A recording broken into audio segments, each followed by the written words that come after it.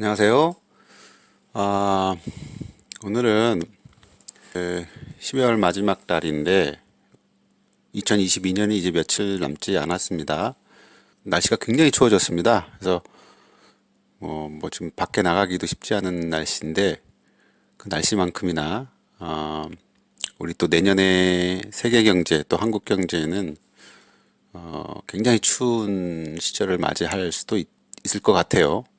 오르막길이 있으면 내리막길이 있듯이 겪어야 될 것이라면 또 겪어야 하겠지만 잘 대비해서 그래도 무난하게 좀 잘 넘길 수 있는 그런 상황들을 우리가 만들어 갔으면 좋을 것 같습니다.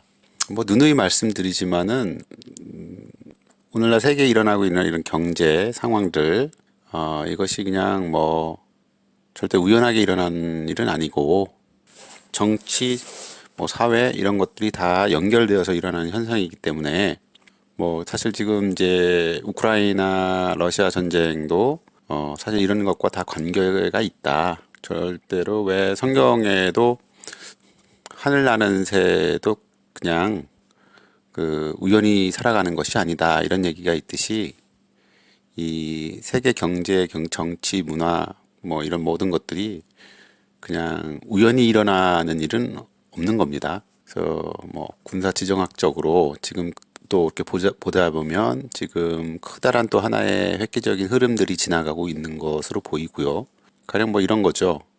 이제 폴란드가 우리나라에서 이제 무기를 많이 가지게 되는 것도 다 이런 세계 정치 경제 상황 하에서 일어나는 일이다. 이렇게 보시면 될 것 같아요. 요번에 이제 폴란드와 우크라이나가 저렇게 결속이 돼서 러시아를 이제 묶어 놓으면 재밌잖아요. 만약에 여러분 지도를 보시면은 이제 한국도 그렇습니다만 우리 한국이 삼면이 이제 바다로 둘러싸여 있잖아요. 그리고 또 북쪽으로는 지금 휴전선이 있기 때문에 우리가 갈 수 없는 상황이야. 사실은 그러면 우리 한국도 해양 세력인가요? 근데 여러분, 근데 이제 만약에 폴란드와 우크라이나가 이제 동유럽 쪽에서 러시아가 서유럽으로 가는 길을 딱 틀어막으면 지도를 한번 보세요. 그러면 서유럽 자체가 커다란 반도가 됩니다. 지정학적으로 보면. 그래서 한반도하고 굉장히 유사한 형태죠. 그래서 폴란드, 우크라이나가 동유럽의 커다란 경계 철책선을 만들고 그러면 서유럽 자체가 커다란 반도가 된다. 이게 지정학이죠. 그리고 이제 저는 이제 일련의 이런 일들이 이제 이제 중국이 좀 죄송한 말지만 좀 주저넘게 일대일로를 하다가 지금 폭망하고 있는데 결국은 그게 또 다른 의미에서의 과거의 실크로드, 그러니까 우리나라 지도로 보면 몽골 이제 만주 위로 올라가서 몽골 저쪽 이제 중앙아시아. 그래서 요즘 저는 이제 중앙아시아에 대한 여러 관심들 또 중앙아시아에서 있던 우리의 역사들 이렇게 고찰되는 이유도 결국 여기서 일대일로의 새로운 길이 그쪽으로 형성되는 게 아니냐. 그래서 그쪽을 통해서 유럽으로 이어지는 거대한 신 실크로드 일대일로가 형성이 되는 것이다. 이렇게 생각이 돼요. 자, 너무 사실이 길었고요. 그러니까 어쨌든 이런 우리가 지금 12월 이 추운 겨울에 내년 경제 상황을 보며 세계 경제 또 우리나라 경제를 볼 때에 단순히 이것이 이제 경제 문제만은 아니다라고 이렇게 말씀을 드리고 전체적으로 이렇게 세상 돌아가는 걸 함께 살펴보면 우리가 이런 것을 어느 정도 일어날 수 있는 일들을 또 예측해 볼 수 있다라는 차원에서 한번 말씀을 드린 것이고 또 그런 문제들은 또 나중에 한번 또 깊이 있게 또 생각해 보면 될 것 같습니다. 자, 오늘 제가 이렇게 살펴보니까요. 자, 이번 달 이제 미국 페드에서요. 연준에서 이제 마지막 금리 인상을 또 했지 않습니까? 그래서 지금 최종 금리 12월 달 지금 4.5%가 됐는데 문제는 많은 전문가들 얘기하는 것들 이렇게 들어보면 지금 미국은 소비자 물가가 뭐 7.3% 예상을 했었는데 뭐 이제 뭐 그거보다 덜 나왔기 때문에 뭐 호재냐 뭐 이렇게 떠드는 신문들도 있고 하지만 전반적인 전문가들의 의견은 내년에도 이제 금리는 뭐 더 올라갈 것이고 물가 상승이 좀 떨어졌다고 하지만 미국의 기대치치 2%인가요? 3%까지는 아직 멀었기 때문에 예. 그럼 그거를 호재라고 본다는 게 웃긴 거죠. 예. 안 좋은 상황이 조금 덜 안 좋아졌다는 거지. 뭐 이게 좋아졌다고 볼 수가 없는 거지 않습니까?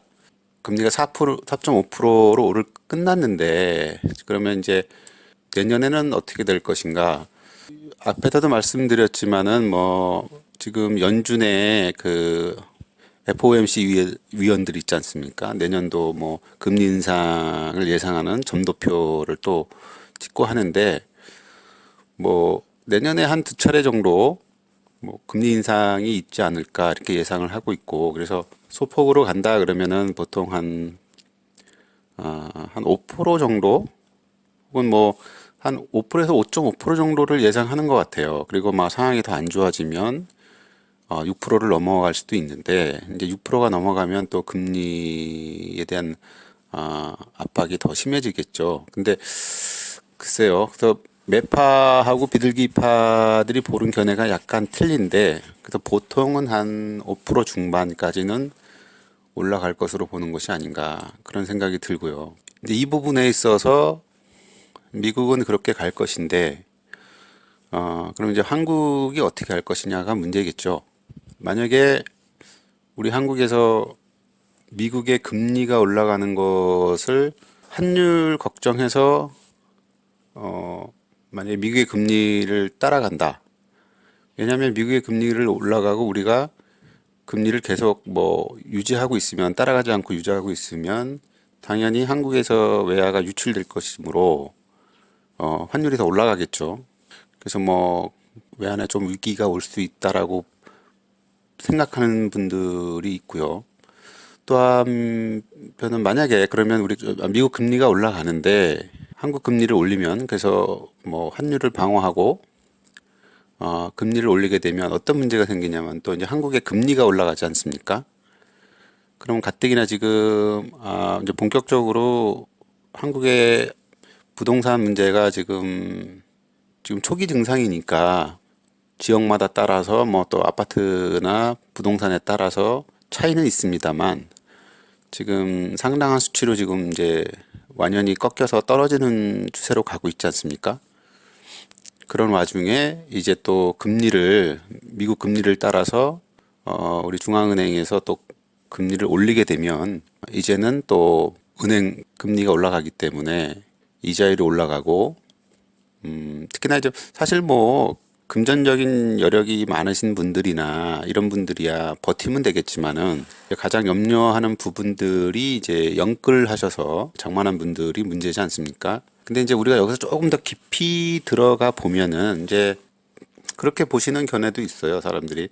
그 영끌한 사람들은 사실은 뭐 이렇게 우리가 그렇지 않습니까? 영끌도 능력이 있어서 영끌을 하는 거잖아요. 대출을 받아야 되니까. 그래서 영끌한 사람들의 내면을 좀 봐야 되는데 사실 영끌한 사람들 그 정도 될 정도면 어느 정도 좋은 직장과 그죠? 그 좋은 신용도를 갖고 있는 사람들이 또 대출을 받을 수 있는 거기 때문에 그 어느 정도 그래도 버틸 수 있는 거 아니냐. 시장에서의 예상과는 달리 버텨줄 텐데 그런 측면에서 보면 뭐 영끌 했다 해서 다 뭐 지금 아파트를 내놓는다든지 부동산을 내놓을 것 같지는 않고 금리가 뭐 6% 이상 넘어간다면 또 모르겠지만은 더 아직은 버틸 수 있는 수준이다 이렇게 생각하시는 분들도 있는데 근데 이제 그 부분에 있어서 영끌하시는 분들 자체는 지금 수준이라면 버틸 수가 있겠지만 문제는 뭐냐면 지금 기업들 중소기업이나 좋은 기업들의 지금 채권 시장이 굉장히 작은 경색이 있다 그래요.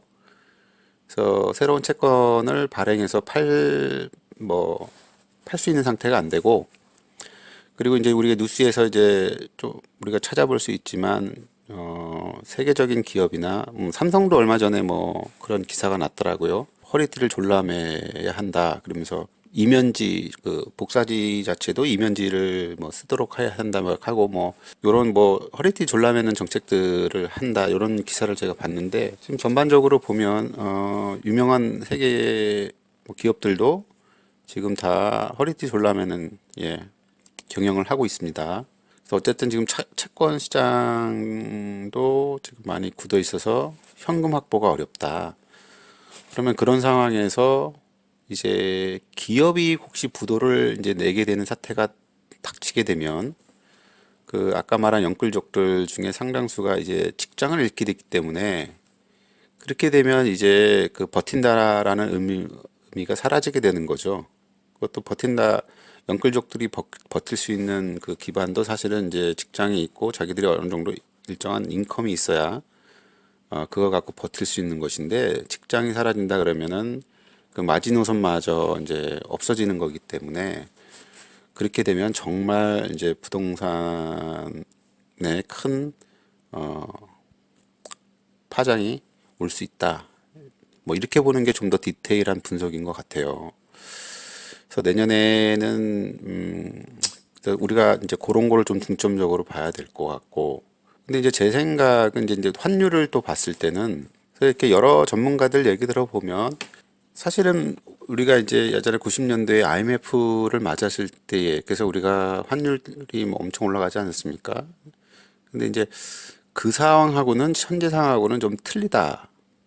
이렇게 보는 분석이 더 맞는 것 같아요. 왜냐하면 일단 첫 번째로 지금 보면 달러를 제외한 지금 뭐 이제 유로 하나 얘기는 좀 좋아졌다 하는데 전반적으로 보면 달러를 제외한 세계 모든 그 국가들의 통화가 약세 아닙니까?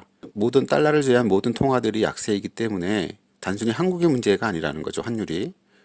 그러니까 예를 들면 이런 거잖아요. 우리가 뭐 달리기를 말해 다 전 세계 국가들이 달리기를 하고 있는데 모두 속도가 느려져요.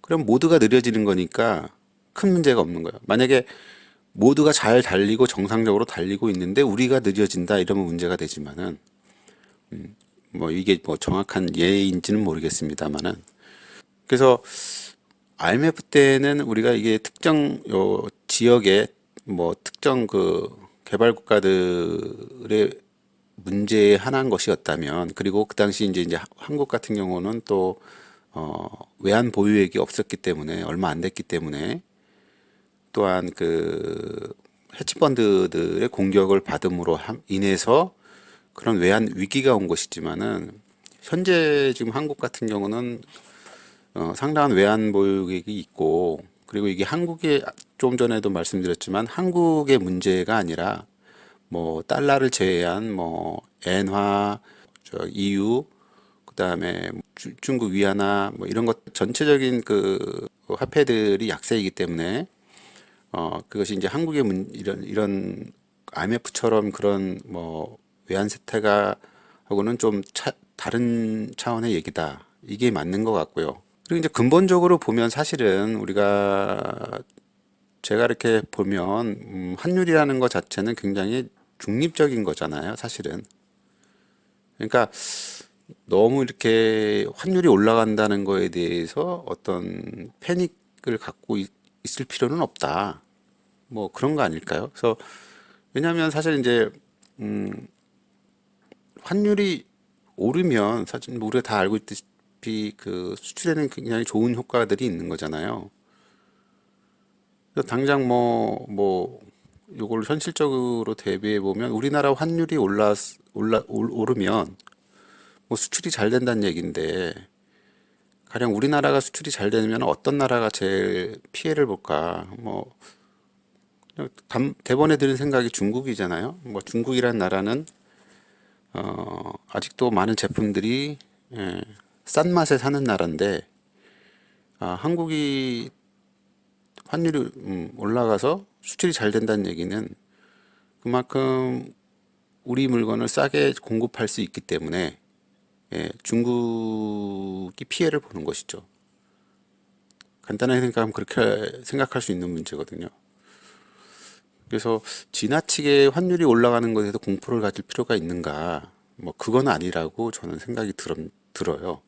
다시 말씀드리지만 환율을 방어하기 위해서 지금 미국 금리 인상을 쫓아갈 것인가? 그렇다 보다면은 또 금리를 올리다 보면 우리나라 금리가 올라가기 때문에 그 많은 대출을 끌어쓴 영끌족들이나 혹은 뭐 투자자들 이자율이 올라갈 텐데 그거를 또 그렇게 함으로써 과중한 이자로 인하여 부동산 시장의 붕괴를 또 보게 될 것인지 참 이 부분에 있어서 결국은 어떤 것을 선택하느냐는 뭐 정책자들의 결정이 되겠죠. 근데 이제 뭐 제 의견은 다시 말씀드리지만 환율이 그렇게 올라간다 그래서 패닉할 일은 아니다. 뭐 그런 생각이 들고요. 일단은 내년에 페드의 입장 그리고 미국 금리를 어디까지 더 올릴 것이냐 이게 중요한 관점이고요. 또 하나 관점은 뭐 몇 차례 올린 다음에 그때부터는 뭐 다시 금리를 그럼 점차적으로 내리게 될 것인지 그건 지켜봐야 되겠지만 어쨌든 뭐 그게 갑자기 뭐 금리를 확 내릴 수 있는 부분은 아닌 것 같아요. 지금 상황 보면 그것이 1년, 1년 반 이상 뭐 서서히 내려가는 것이기 때문에 그 추이를 우리가 계속 봐야 될 것 같고요. 일단은 우크라이나 러시아 전쟁도 이제 올 겨울은 지나가야 되고 빠르면 내년 봄이나 여름 정도 돼야 어떤 이제 종지부에 다다를 수 있을 것이다. 이런 상황들이기 때문에 한국도 전 세계적인 이런 경제 위험의 흐름 속에서 영향을 안 받을 수는 없다. 이건 확실한 얘기인 것 같아요.